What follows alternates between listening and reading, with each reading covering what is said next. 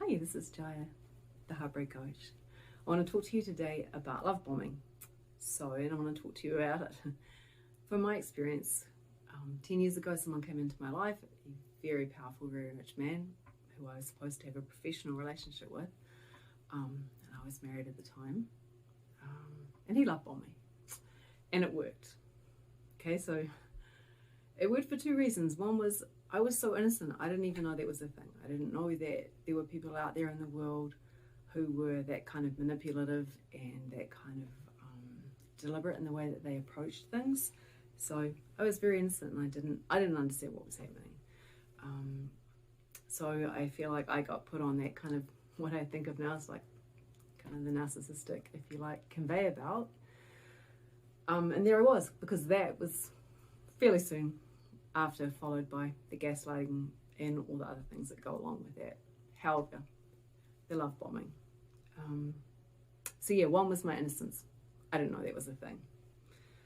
And two, more importantly and more interestingly, was that there were things in me that made me vulnerable to that. Like I had a hole in me, and that's where the love bombing got in. So, because love bombing only works if you need it. So, fast forward now, that was 10 years ago, where it's like I'm finally realizing what happened, finally realizing, that conveyor belt that I was on. And in the meantime, the work that I have done has been focusing on myself, because it's not really interesting. Like, he is not interesting in this story.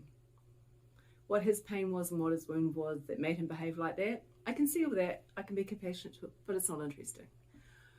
What is interesting and where my freedom came was looking inside myself, like what was it in me at that time in my life that made me vulnerable to that.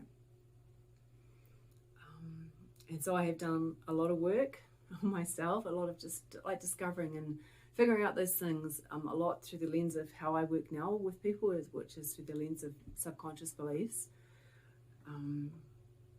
And now that hole doesn't exist in me anymore. If someone came into my life and tried to love bomb me now, I'd be like, are you serious? Like, one, of course, yeah. I'm pretty cool. Thanks for noticing. I am pretty adorable. I am lovely. I am cool to be with. I am fun to hang around with. I am all of those things. Thank you for noticing. And secondly, back the fuck off. Like, I'm not buying what you sell. I don't need it. I have all of that within myself. One of the things that I learned was to, as part of like healing those holes in myself, was learning how to resource that in myself. I don't need someone else to tell me that I'm great and that I'm fun to be around. I like it when people notice, but I don't need it. So coming back to that, like, love bombing only works if you need it. So if this sounds like a journey that you're on, and you would like a guide along the way to help you with that, I would love to be that person if I'm the right person for you. Book a time, let's talk. I would love to help you come out the other side of the place that you are now. Thank you.